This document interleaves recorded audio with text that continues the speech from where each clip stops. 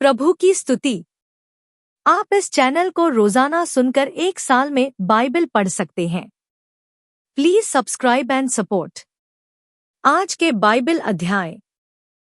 अय्यूब की पुस्तक अध्याय 33। अय्यूब की पुस्तक अध्याय 33। तो भी हे अय्यूब, मेरी बातें सुन ले और मेरे सब वचनों पर कान लगा। मैंने तो अपना मुंह खोला है और मेरी जीभ मुंह में चुलबुला रही है। मेरी बातें मेरे मन की सीधाई प्रकट करेगी। जो ज्ञान मैं रखता हूँ उसे खराई के साथ कहूंगा। मुझे परमेश्वर की आत्मा ने बताया है और सर्वशक्तिमान की सांस से मुझे जीवन मिलता है। यदि तू मुझे उत्तर दे सके तो दे। मेरे सामने अपनी बातें क्रम से रचकर खड़ा हो जा। देख, मैं परमेश्वर के सन्मुख तेरे तुल्य हूँ।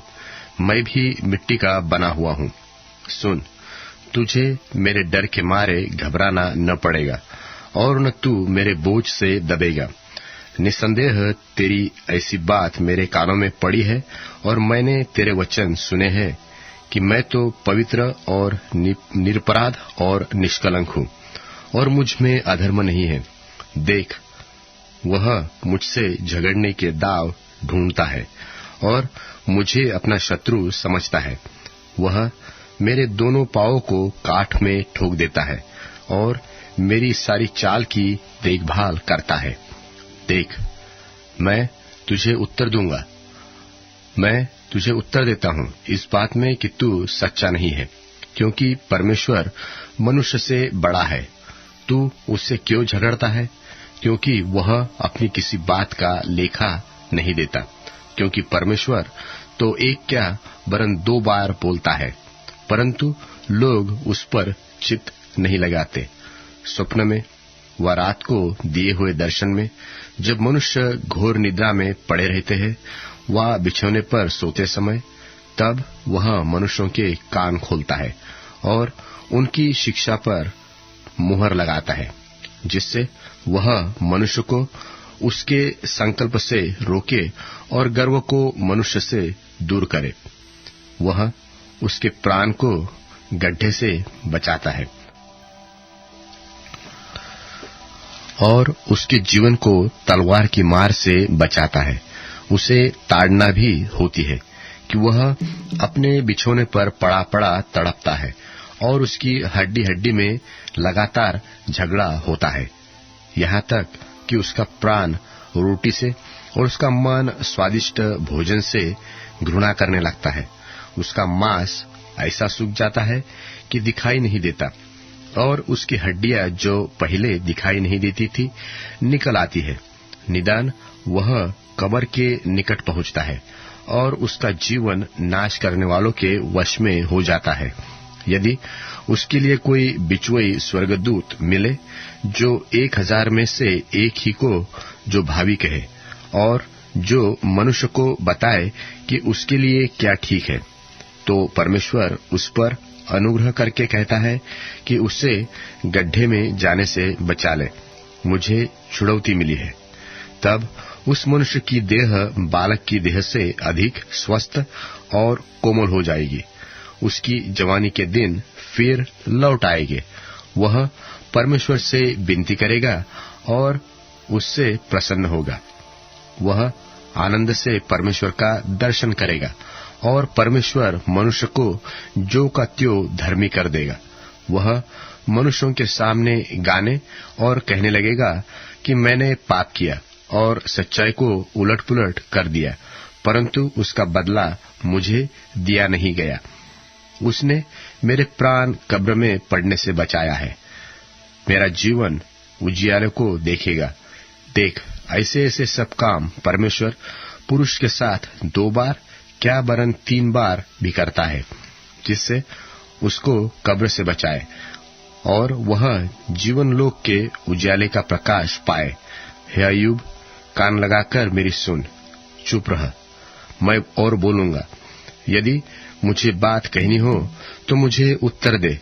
बोल, क्योंकि मैं तुझे निर्दोष ठहराना चाहता हूँ। यदि नहीं तो तू मेरी सुन। चुप रह, मैं तुझे बुद्धि की बात सिखाऊंगा। अय्यूब की पुस्तक अध्याय 34। अय्यूब की पुस्तक अध्याय 34।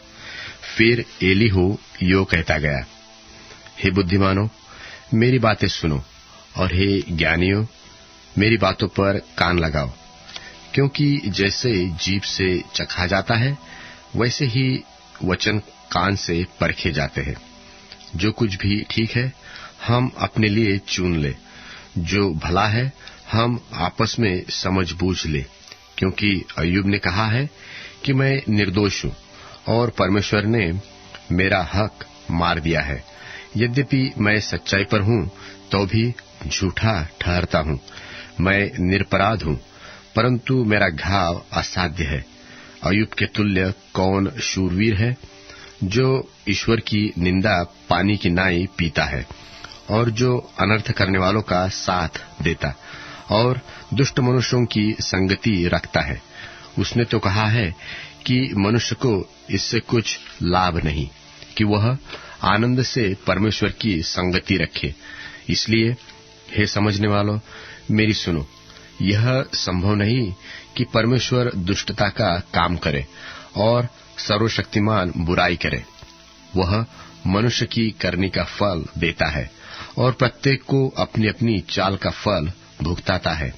निसंदेह परमेश्वर दुष्टता नहीं करता, और न सर्वशक्तिमान अन्याय करता है। किसने पृथ्वी को उसके हाथ में सौंप दिया? वह किसने सारे जगत का प्रबंध किया? यदि वह मनुष्य से अपना मन लगाए और अपना आत्मा और श्वास अपने ही में समेट ले, तो सब देहधारी एक संग नाश हो जाएंगे, और मनुष्य फिर मिट्टी में मिल जाएगा। इसलिए इसको सुनकर समझ रख, और मेरी इन बातों पर कान लगा। जो न्याय का बैरी हो, क्या वह शासन करे? जो पूर्ण धर्मी है, क्या तू उसे दुष्ट ठहराएगा? वह राजा से कहता है कि तू नीच है, और प्रधानों से कि तुम दुष्ट हो। परमेश्वर तो हकीमों का पक्ष नहीं करता, और धनी और कंगाल दोनों को अपने बनाए हुए जानकर उनमें कुछ भेद नहीं करता। आधी रात को पल भर में वे मर जाते हैं, और प्रजा के लोग हिलाए जाते और जाते रहते हैं, और प्रतापी लोग बिना हाथ उठा लिए जाते हैं। क्योंकि परमेश्वर की आंखें मनुष्य की चाल चलन पर लगी रहती है, और वह उसकी सारी चाल को देखता रहता है। ऐसा अंधियारा व घोर अंधकार कहीं नहीं है जिसमें अनर्थ करने वाले छिप सके, क्योंकि उसको मनुष्य पर चित्त लगाने का कुछ प्रयोजन नहीं, ताकि वह परमेश्वर के सन्मुख अदालत में जाए। वह बड़े बड़े बलवानों को बिना पूछ-पाछ के चूर चूर करता है, और उसके स्थान पर औरों को खड़ा कर देता है। इसलिए वह उनके कामों को भली भांति जानता है। वह उन्हें रात में ऐसा उलट देता है कि वे चूर चूर हो जाते हैं। वह उन्हें दुष्ट जानकर सबों के देखते मारता है, क्योंकि उन्होंने उसके पीछे चलना छोड़ दिया है और उसके किसी मार्ग पर चित्त न लगाया, यहाँ तक कि उनके कारण कंगालों की दोहाई उस तक पहुंची, और उसने दीन लोगों की दोहाई सुनी। जब वह चैन देता तो उसे कौन दोषी ठहरा सकता है, और जब वह मुंह फेर ले तब कौन उसका दर्शन पा सकता है। जाति भर के साथ और अकेले मनुष्य दोनों के साथ उसका यही बराबर व्यवहार है, ताकि भक्तिहीन राज्य करता न रहे और प्रजा फंदे में फंसाई न जाए। क्या किसी ने कभी परमेश्वर से कहा कि मैंने दंड सहा, अब मैं भविष्य में बुराई न करूंगा? जो कुछ मुझमें नहीं सूझ पड़ता वह तू मुझे सिखा दे, और यदि मैंने टेढ़ा काम किया हो तो भविष्य में वैसा न करूंगा। क्या वह तेरे ही मन के अनुसार बदला पाए? क्योंकि तू तो उससे अप्रसन्न है, क्योंकि तुझे निर्णय करना है न कि मुझे। इस कारण जो कुछ तुझे समझ पड़ता है वह कह दे। सब ज्ञानी पुरुष वरन जितने बुद्धिमान मेरी सुनते हैं वे मुझसे कहेंगे कि अय्यूब ज्ञान की बातें नहीं करता और न उसके वचन समझ के साथ होते हैं। भला होता कि अय्यूब अंत तक परीक्षा में रहता, क्योंकि उसने अनर्थियों के से उत्तर दिए हैं और वह अपने पाप में विरोध बढ़ाता है और हमारे बीच ताली बजाता है और परमेश्वर के विरुद्ध बहुत सी बातें बनाता है। प्रेरितों के कामों का वर्णन 21वां अध्याय। जब हमने उनसे अलग होकर जहाज खोला तो सीधे मार्ग से कोस में आए और दूसरे दिन रूदुस में और वहां से पतरा में, और एक जहाज फिनीके को जाता हुआ मिला और उस पर चढ़कर उसे खोल दिया। जब कुप्रुस दिखाई दिया तो हमने उसे बाएं हाथ छोड़ा और सूरिया को चलकर सूर में उतरे, क्योंकि वहां जहाज का बोझ उतारना था। और चेलों को पाकर हम वहां 7 दिन तक रहे। उन्होंने आत्मा के सिखाए पौलुस से कहा कि यरूशलेम में पांव न रखना। जब वे दिन पूरे हो गए तो हम वहां से चल दिए, और सब ने स्त्रियों और बालकों समेत हमें नगर के बाहर तक पहुंचाया, और हमने किनारे पर घुटने टेक कर प्रार्थना की। तब एक दूसरे से विदा होकर हम तो जहाज पर चढ़े और वे अपने अपने घर लौट गए। तब हम सूर से जल यात्रा पूरी करके पतुली मयीस में पहुंचे और भाइयों को नमस्कार करके उनके साथ एक दिन रहे। दूसरे दिन हम वहां से चलकर कैसरिया में आए और फिलिप्पुस सुसमाचार प्रचारक के घर में, जो 7 में से एक था, जाकर उसके यहाँ रहे। उसकी 4 कुंवारी पुत्रियां थीं जो भविष्यवाणी करती थीं। जब हम वहां बहुत दिन रह चुके तो अगबुस नाम एक भविष्यद्वक्ता यहूदिया से आया। उसने हमारे पास आकर पौलुस का पटका लिया और अपने हाथ पांव बांधकर कहा, पवित्र आत्मा यह कहता है कि जिस मनुष्य का यह पटका है उसको यरूशलेम में यहूदी इसी रीति से बांधेंगे और अन्य जातियों के हाथ में सौंपेंगे। जब ये बातें सुनी तो हम और वहां के लोगों ने उससे विनती की कि यरूशलेम को न जाए, परंतु पौलुस ने उत्तर दिया कि तुम क्या करते हो कि रो रो कर मेरा मन तोड़ते हो। मैं तो प्रभु यीशु के नाम के लिए यरूशलेम में न केवल बांधे जाने ही के लिए वरन मरने के लिए भी तैयार हूं। जब उसने न माना तो हम यह कहकर चुप हो गए कि प्रभु की इच्छा पूरी हो। उन दिनों के बाद हम बांध छांद कर यरूशलेम को चल दिए। कैसरिया के भी कितने चेले हमारे साथ हो लिए और मनासोन नाम कुप्रुस के एक पुराने चेले को साथ ले आए कि हम उसके यहाँ टिके। जब हम यरूशलेम में पहुंचे तो भाई बड़े आनंद के साथ हमसे मिले। दूसरे दिन पौलुस हमें लेकर याकूब के पास गया, जहां सब प्राचीन इकट्ठे थे। तब उसने उन्हें नमस्कार करके जो जो काम परमेश्वर ने उसकी सेवकाई के द्वारा अन्य जातियों में किए थे, एक एक करके सब बताया। उन्होंने यह सुनकर परमेश्वर की महिमा की। फिर उससे कहा, हे भाई, तू देखता है कि यहूदियों में से कई हजार ने विश्वास किया है और सब व्यवस्था के लिए धुन लगाए हैं, और उनको तेरे विषय में सिखाया गया है कि तू अन्य जातियों में रहने वाले यहूदियों को मूसा से फिर जाने को सिखाता है और कहता है कि न अपने बच्चों का खतना कराओ और न रीतियों पर चलो। सो क्या किया जाए?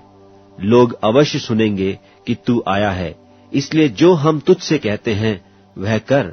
हमारे यहाँ 4 मनुष्य हैं जिन्होंने मन्नत मानी है। उन्हें लेकर उनके साथ अपने आप को शुद्ध कर और उनके लिए खर्चा दे कि वे सिर मुड़ाएं। तब सब जान लेंगे कि जो बातें उन्हें तेरे विषय में सिखाई गई उनकी कुछ जड़ नहीं है, परंतु तू आप भी व्यवस्था को मानकर उसके अनुसार चलता है। परंतु उन अन्य जातियों के विषय में जिन्होंने विश्वास किया है, हमने यह निर्णय करके लिख भेजा है कि वे मूर्तों के सामने बलि किए हुए मांस से और लोहू से और गला घोटे हुओं के मांस से और व्यभिचार से बचे रहें। तब पौलुस उन मनुष्यों को लेकर और दूसरे दिन उनके साथ शुद्ध होकर मंदिर में गया और बता दिया कि शुद्ध होने के दिन, अर्थात उनमें से हर एक के लिए चढ़ावा चढ़ाए जाने तक के दिन कब पूरे होंगे। जब वे 7 दिन पूरे होने पर थे तो आसिया की यहूदियों ने पौलुस को मंदिर में देखकर सब लोगों को उस्काया और यों चिल्लाकर उसको पकड़ लिया कि हे इस्राएलियों, सहायता करो। यह वही मनुष्य है जो लोगों के और व्यवस्था के और इस स्थान के विरोध में हर जगह सब लोगों को सिखाता है, यहाँ तक कि यूनानियों को भी मंदिर में लाकर उसने इस पवित्र स्थान को अपवित्र किया है। उन्होंने तो इससे पहले त्रुफिमुस इफिसी को उसके साथ नगर में देखा था और समझते थे कि पौलुस उसे मंदिर में ले आया है। तब सारे नगर में कोलाहल मच गया और लोग दौड़कर इकट्ठे हुए और पौलुस को पकड़कर मंदिर के बाहर घसीट लाए और तुरंत द्वार बंद किए गए। जब वे उसे मार डालना चाहते थे तो पलटन के सरदार को संदेश पहुंचा कि सारे यरूशलेम में कोलाहल मच रहा है। तब वह तुरंत सिपाहियों और सूबेदारों को लेकर उनके पास नीचे दौड़ आया और उन्होंने पलटन के सरदार को और सिपाहियों को देखकर पौलुस को मारने पीटने से हाथ उठाया। तब पलटन के सरदार ने पास आकर उसे पकड़ लिया और 2 जंजीरों से बांधने की आज्ञा देकर पूछने लगा, यह कौन है और उसने क्या किया है? परंतु भीड़ में से कोई कुछ और कोई कुछ चिल्लाते रहे, और जब हुल्लड़ के मारे ठीक सच्चाई न जान सका तो उसे गढ़ में ले जाने की आज्ञा दी। जब वह सीढ़ी पर पहुंचा तो ऐसा हुआ कि भीड़ के दबाव के मारे सिपाहियों को उसे उठाकर ले जाना पड़ा, क्योंकि लोगों की भीड़ यह चिल्लाती हुई उसके पीछे पड़ी कि उसका अंत कर दो। जब वे पौलुस को गढ़ में ले जाने पर थे तो उसने पलटन के सरदार से कहा, क्या मुझे आज्ञा है कि मैं तुझसे कुछ कहूं? उसने कहा, क्या तू यूनानी जानता है? क्या तू वह मिस्री नहीं जो इन दिनों से पहले बलवई बनाकर 4000 कटारबंद लोगों को जंगल में ले गया? पौलुस ने कहा, मैं तो तरसुस का यहूदी मनुष्य हूं, किलिकिया के प्रसिद्ध नगर का निवासी हूं, और मैं तुझसे विनती करता हूं कि मुझे लोगों से बातें करने दे। जब उसने आज्ञा दी तो पौलुस ने सीढ़ी पर खड़े होकर लोगों को हाथ से सैन किया। जब वे चुप हो गए तो वह इब्रानी भाषा में बोलने लगा कि प्रेरितों के कामों का वर्णन 22वां अध्याय। हे भाइयों और पितरों, मेरा प्रत्युत्तर सुनो जो मैं अब तुम्हारे सामने कहता हूं। वे यह सुनकर कि वह हमसे इब्रानी भाषा में बोलता है और भी चुप रहे। तब उसने कहा, मैं तो यहूदी मनुष्य हूं जो किलिकिया के तरसुस में जन्मा, परंतु इस नगर में गमलीएल के पांवों के पास बैठकर पढ़ाया गया और बाप दादों की व्यवस्था की ठीक रीति पर सिखाया गया, और परमेश्वर के लिए ऐसी धुन लगाए था जैसे तुम सब आज लगाए हो। और मैंने पुरुष और स्त्री दोनों को बांध बांधकर और बंदी गृह में डाल डालकर इस पंथ को यहां तक सताया कि उन्हें मरवा भी डाला। इस बात के लिए महायाजक और सब पुरनीय गवाह हैं कि उनमें से मैं भाइयों के नाम पर चिट्ठियां लेकर दमिश्क को चला जा रहा था कि जो वहां हों उन्हें भी दंड दिलाने के लिए बांधकर यरूशलेम में लाऊं। जब मैं चलते चलते दमिश्क के निकट पहुंचा तो ऐसा हुआ कि दोपहर के लगभग एकाएक एक बड़ी ज्योति आकाश से मेरे चारों ओर चमकी और मैं भूमि पर गिर पड़ा और यह शब्द सुना कि हे शाऊल, तू मुझे क्यों सताता है? मैंने उत्तर दिया कि हे प्रभु, तू कौन है? उसने मुझसे कहा, मैं यीशु नासरी हूं जिसे तू सताता है।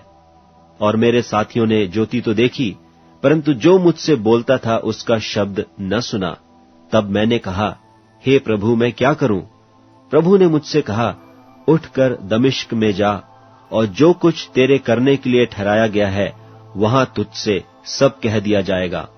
जब उस ज्योति के तेज के मारे मुझे कुछ दिखाई न दिया तो मैं अपने साथियों के हाथ पकड़े हुए दमिश्क में आया, और हनन्याह नाम का व्यवस्था के अनुसार एक भक्त मनुष्य जो वहां के रहने वाले सब यहूदियों में सुनाम था मेरे पास आया और खड़ा होकर मुझसे कहा, हे भाई शाऊल, फिर देखने लग। उसी घड़ी मेरे नेत्र खुल गए और मैंने उसे देखा। तब उसने कहा, हमारे बाप दादों के परमेश्वर ने तुझे इसलिए ठहराया है कि तू उसकी इच्छा को जाने और उस धर्मी को देखे और उसके मुंह से बातें सुने, क्योंकि तू उसकी ओर से सब मनुष्यों के सामने उन बातों का गवाह होगा जो तूने देखी और सुनी है। अब क्यों देर करता है? उठ, बपतिस्मा ले और उसका नाम लेकर अपने पापों को धो डाल। जब मैं फिर यरूशलेम में आकर मंदिर में प्रार्थना कर रहा था तो बेसुध हो गया और उसको देखा कि मुझसे कहता है, जल्दी करके यरूशलेम से झट निकल जा, क्योंकि वे मेरे विषय में तेरी गवाही न मानेंगे। मैंने कहा, हे प्रभु, वे तो आप जानते हैं कि मैं तुझ पर विश्वास करने वालों को बंदी गृह में डालता और जगह जगह आराधनालय में पिटवाता था। और जब तेरे गवाह स्तिफनुस का लोहू बहाया जा रहा था, तब मैं भी वहां खड़ा था और इस बात में सहमत था और उसके घातकों के कपड़ों की रखवाली करता था। और उसने मुझसे कहा, चला जा, क्योंकि मैं तुझे अन्य जातियों के पास दूर दूर भेजूंगा। वे इस बात तक उसकी सुनते रहे। तब ऊंचे शब्द से चिल्लाए कि ऐसे मनुष्य का अंत करो, उसका जीवित रहना उचित नहीं। जब वे चिल्लाते और कपड़े फेंकते और आकाश में धूल उड़ाते थे, तो पलटन के सूबेदार ने कहा कि इसे गढ़ में ले जाओ और कोड़े मारकर जांचो कि मैं जानूं कि लोग किस कारण उसके विरोध में ऐसा चिल्ला रहे हैं। तब उन्होंने उसे तस्मों से बांधा।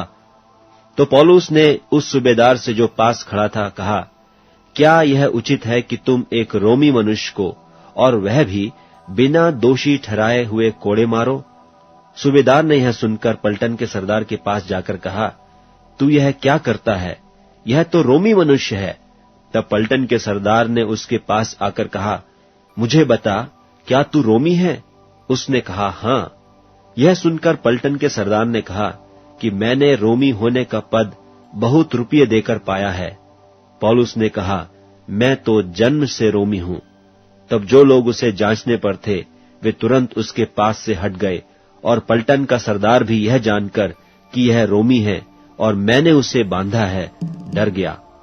दूसरे दिन वह ठीक ठीक जानने की इच्छा से कि यहूदी उस पर क्यों दोष लगाते हैं, उसके बंधन खोल दिए और महायाजकों और सारी महासभा को इकट्ठे होने की आज्ञा दी और पौलुस को नीचे ले जाकर उनके सामने खड़ा कर दिया। भजन संहिता अध्याय 45। भजन संहिता अध्याय 45। मेरा हृदय एक सुंदर विषय की उमंग से उमड़ रहा है। जो बात मैंने राजा के विषय रची है, उसको सुनाता हूँ। मेरी जीभ निपुण लेखक की लेखनी बनी है। तू मनुष्य की संतानों में परम सुंदर है, तेरे ओठों में अनुग्रह भरा हुआ है। इसलिए परमेश्वर ने तुझे सदा के लिए आशीष दी है।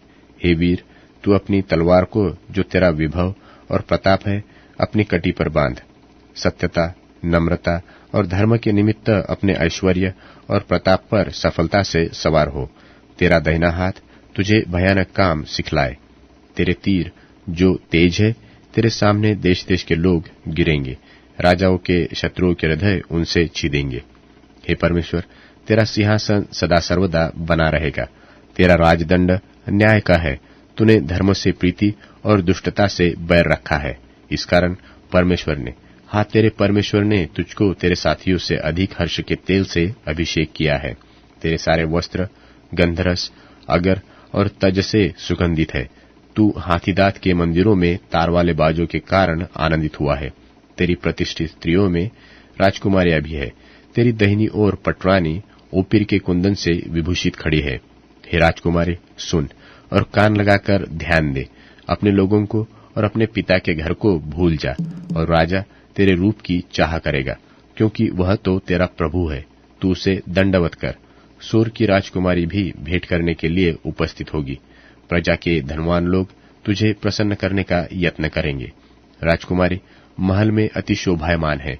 उसके वस्त्र में सुनहले बूटे कढ़े हुए हैं। वह बूटेदार वस्त्र पहने हुए राजा के पास पहुंच जाएगी।